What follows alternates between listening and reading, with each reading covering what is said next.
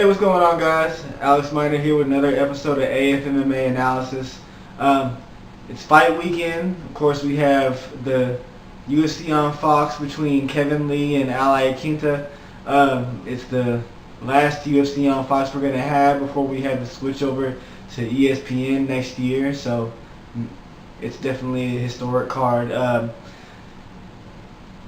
Of course, at the headliner of the card, we have Kevin Lee taking on Iaquinta, as I said. Very high-level fight of two top 8 155ers, which is the most stacked division in the UFC by far, aside from 170 and 185. Iaquinta, of course, he's coming off the fight against Khabib Nurmagomedov, where he stepped in on a day's notice. He was supposed to fight Paul Felder, but he stepped up after they had that whole debacle whenever Tony Ferguson tripped over the wire and injured himself, so he had to step down. And then they were talking about Max Holloway stepping in, but then he couldn't. This doctor stopped him from cutting weight. And they were talking about Anthony Pettis possibly stepping up, but Anthony Pettis declined. And then they came to Iaquinta because Paul Felder wasn't ranked at the time. So, yeah, and then they ended up fighting. He put up a pretty good fight. It was a 5-rounder. People think that he's exposed a lot of things about Khabib Nurmagomedov in that fight. He's a good wrestler, so he was able to fend off a lot of the takedowns. So a lot of the fight was standing up. He got taken down a lot in that fight, but he was able to deal with it better than others. And Khabib kind of chose to stand up with him in that fight and show off some of his boxing skills, which weren't exactly, say, up to par with the rest of the fighters in the MMA roster, especially fighters in the 55 division. Not that his striking was atrocious, but people feel like he was kind of exposed because it just wasn't incredibly impressive. But yeah, before that, Iaquinta had the fight the year before against Diego Sanchez, where he knocked him out brutally in the first round. Aside from that, he hasn't fought too much in the past 2 years. Those were the 2 fights that he had in 2018 and 2017. So haven't seen much of him. He actually took some time off for a while, was developing his career as a real estate agent and just making money that way. Kind of had some back and forth with the UFC because he wanted to get paid and he didn't feel like they were paying him. He was apparently making more money being a real estate agent, so he didn't really see much reason to step into the octagon and take damage, put his health on the line whenever they weren't really paying him. But I guess they finally worked those things out, and definitely helped him in his relationship with the UFC to step in and take that fight against Khabib on last minute's notice. Kevin Lee, on the other hand, is coming off his fight against not Tony Ferguson. He's coming off of his dominant victory over Edson Barboza, where he pretty much just was all over him. He was constantly taking him down, big, powerful takedowns, just dominant wrestling, putting him in bad positions from the very beginning, and just raining down powerful, punishing punches on him. Edson Barboza managed to survive until the last round. However, Kevin Lee eventually just got the TKO victory because he was just so vicious and dominant and powerful in his round and pound. He put on an even better performance than Khabib did whenever he fought Edson Barboza. So pretty high praise. And then before that, of course, he had his loss against Tony Ferguson.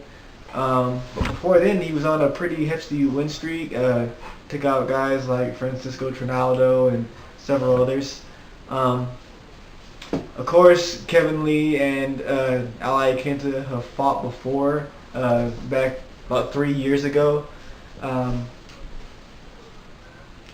of course, in that fight, it was Kevin Lee's introduction. It was his first fight in the UFC, so he's still pretty green. he was also very he's very young. Wasn't even fully physically developed. His body composition has definitely changed a lot. Um, his hands have gotten a lot better. Their first fight. He was very slow and looping with his shots, and now he's a lot more disciplined and powerful, for sure. He's also getting very good in his kickboxing game as well. He has very strong kicks.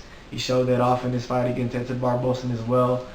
And the fact that he was willing to stand and trade with Edson Barboza just goes to show how far his striking has come, because Edson Barboza is definitely one of the most brutal and just scary fighters when it comes to the striking exchange. But yeah, Kevin Lee has, like I said, come a very long way. Very dominant wrestling. He's coming very far on the feet. Very strong. Very powerful. He's definitely going to be more powerful than Iaquinta. Iaquinta, he's always been a good boxer. Very technical in the boxing exchange. Very good takedown defense. Can wrestle himself. And of course, with the Serra Longo camp, he's definitely has some good jiu-jitsu. But I say at this point, it doesn't seem as though Iaquinta has developed quite at the same pace that Kevin Lee has.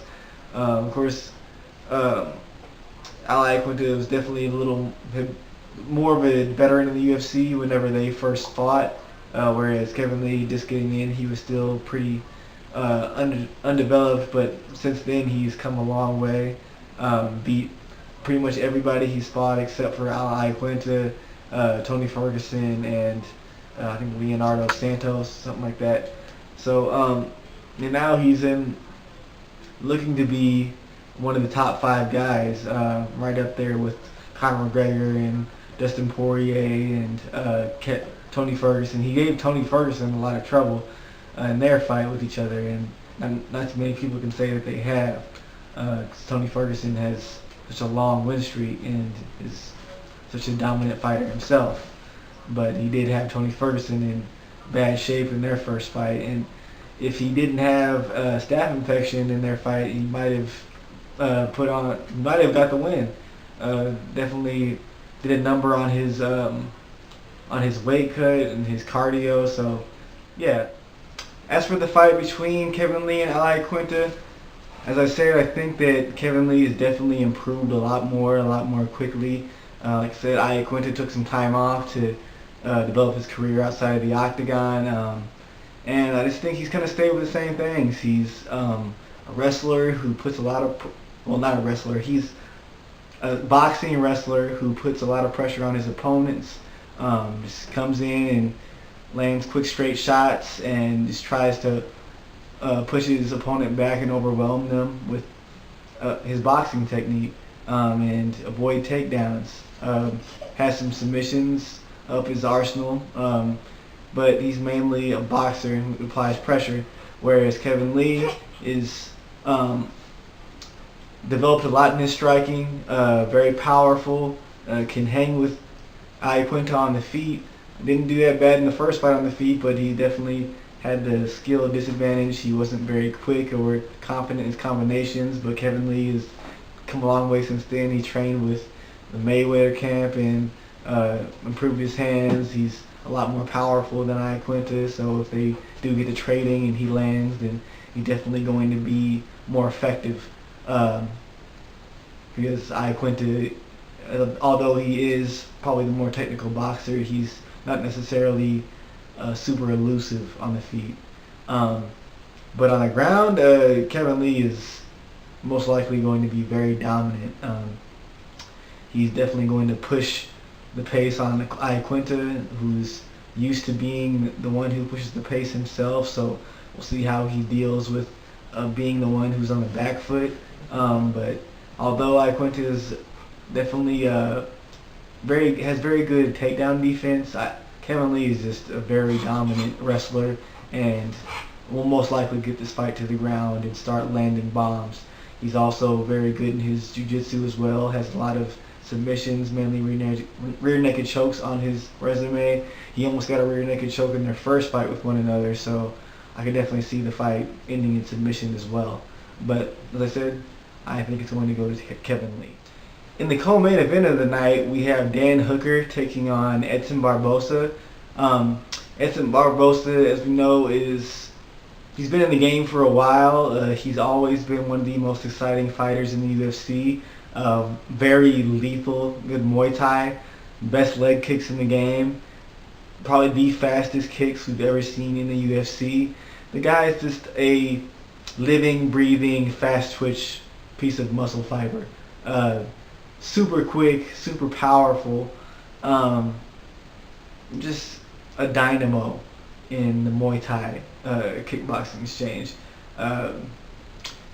He's coming off a couple of losses against Kevin Lee and Khabib Nurmagomedov, who just dominated him with dominant wrestling and brutal ground and pound.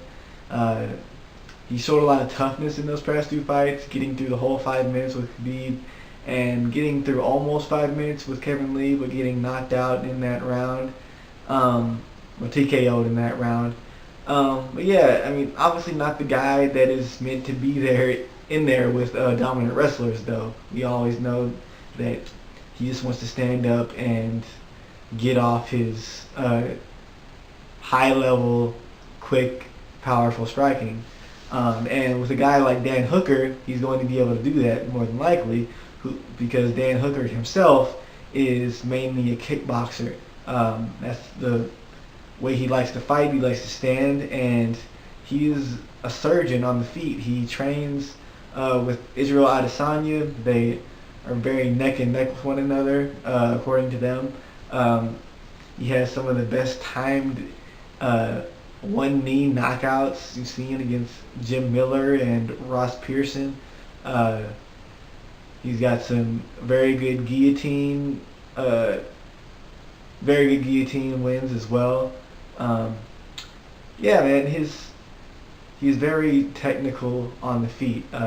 He had a loss at 145, maybe 2 years ago or so, against Jason Knight.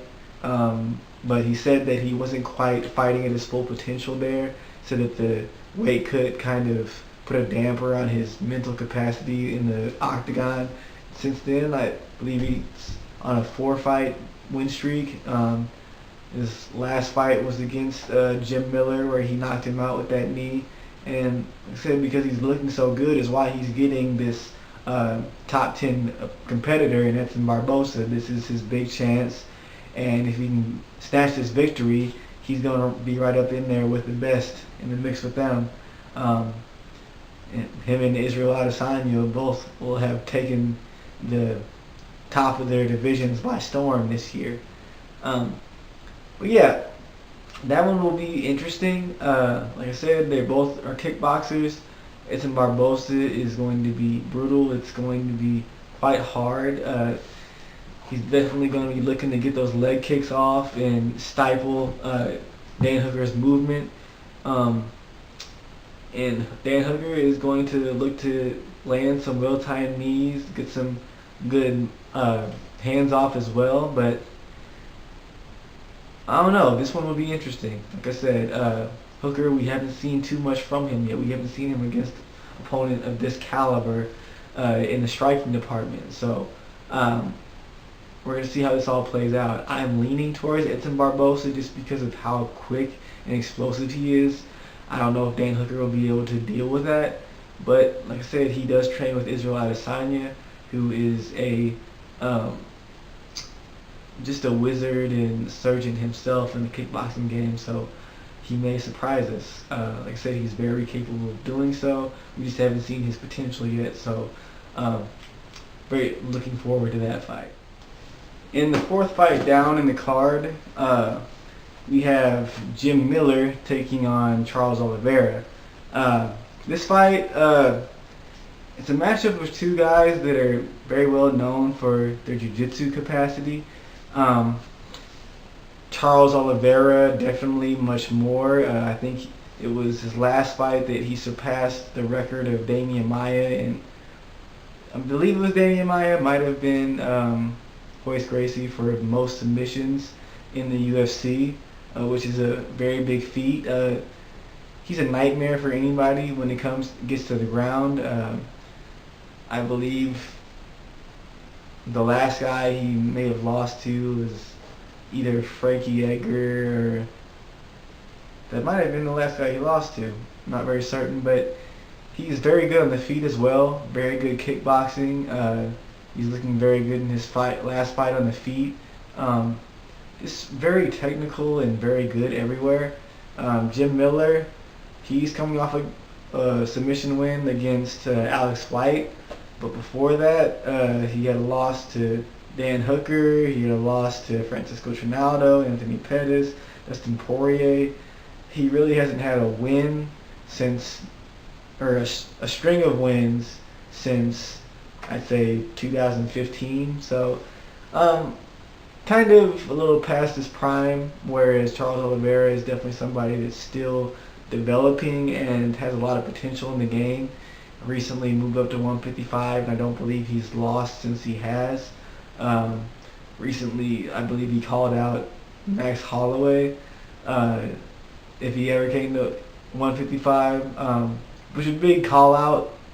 But Oliveira is been looking very good for a while. He's only lost to veterans, I believe, and I think he's going to take this fight. I believe he's a better striker than Jim Miller is. And I know he's a better grappler and jiu-jitsu practitioner than Jim Miller is. So leaning towards Charles Oliveira, but it's definitely going to be a good fight for the fans, regardless. But yeah, definitely a few good fights on this card. The main one, obviously, to pay attention to is Kevin Lee and Iaquinta. Also Dan Hooker and Edson Barboza. But yeah, man, it's a great night of fights for the 155 division. The division at the top is kind of stagnant right now, so it's definitely good to see these guys kind of decide what the pecking order is going to be. You might get some new blood in the top 10 with Dan Hooker, and Kevin Lee may put the icing on the cake for his bid for trying to get into the title situation. He said himself that he thinks Tony Ferguson gets the next shot against Khabib, but he thinks if he can beat Iaquinta dominantly, that he's going to be the one to get the shot afterwards. So we'll see how this fight card turns out, how everything shakes out. It'll be a good fight for the fans, regardless, in those three at least. And I can't wait to watch. Check out the Twitter for all the live updates, and give the video a like, give me a comment, let me know what you think. Let me know who you think's gonna win, and have a good one, guys. I'll catch y'all tomorrow.